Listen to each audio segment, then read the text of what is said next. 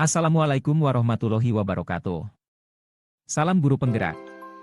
Kembali lagi dengan saya Dadang Yahya, calon guru penggerak angkatan 10 dari Kabupaten Purwakarta, Provinsi Jawa Barat. Pada video kali ini saya akan memaparkan kesimpulan dan refleksi pemikiran Ki Hajar Dewantara pada modul 1.1, koneksi antar materi.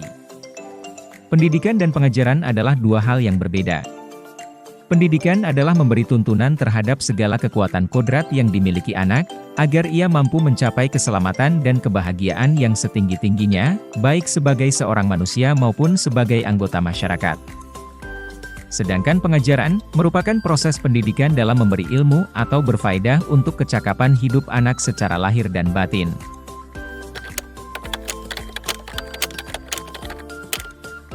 Sebelum mempelajari modul 1.1 pemikiran filosofis Ki Hajar Dewantara, proses pembelajaran yang saya lakukan masih hanya sebatas transfer materi mata pelajaran saja. Saya masih beranggapan bahwa mencapai ketuntasan materi adalah hal yang paling penting, dibanding dengan memahami karakteristik murid. Saya juga hanya melihat hasil nilai evaluasi murid sebagai hasil akhir ukuran kemampuan mereka. Sehingga, ketuntasan materi lebih penting daripada kemampuan potensi lainnya. Saya juga masih beranggapan bahwa murid itu hanya sebagai objek dalam pembelajaran. Hal ini menyebabkan proses pembelajaran yang saya lakukan masih berpusat pada guru. Selain itu, saya juga tidak terlalu memperdulikan murid saya sudah memahami materi ataukah belum.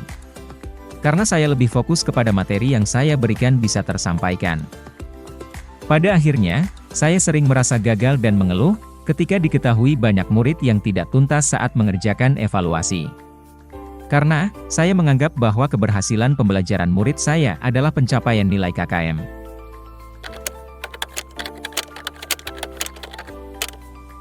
Setelah mempelajari modul 1.1 tentang filosofis pendidikan nasional Ki Hajar Dewantara, saya menyadari bahwa apa yang saya pikirkan dan lakukan selama ini tidaklah tepat. Seharusnya, saya melakukan pembelajaran secara menyeluruh.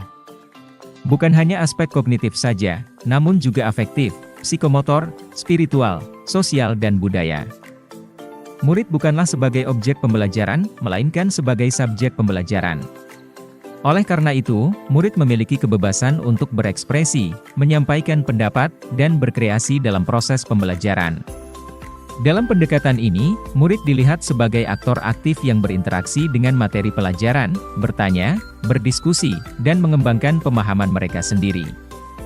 Sedangkan guru, hanya berperan sebagai fasilitator dalam pembelajaran.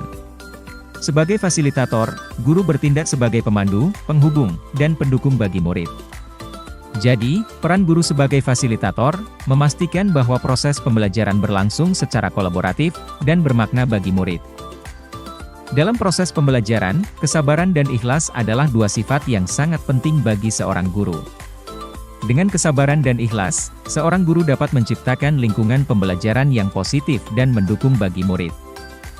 Selain itu, saya juga harus memahami karakter dan keunikan setiap murid.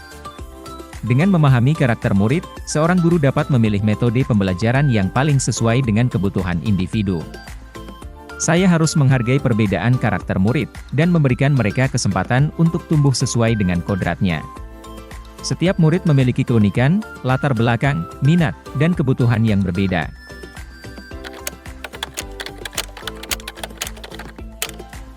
Yang dapat segera saya terapkan dalam pembelajaran di kelas antara lain: merancang pembelajaran yang interaktif dan menyenangkan. Selanjutnya menjadikan murid sebagai subjek pembelajaran. Berikutnya saya akan menerapkan pembelajaran abad 21, yaitu berpikir kritis, kreatif, komunikatif dan kolaboratif. Pembelajaran tidak lagi menuntut tetapi menuntun. Karena sejatinya tugas guru adalah memberi tuntunan dan arahan yang baik.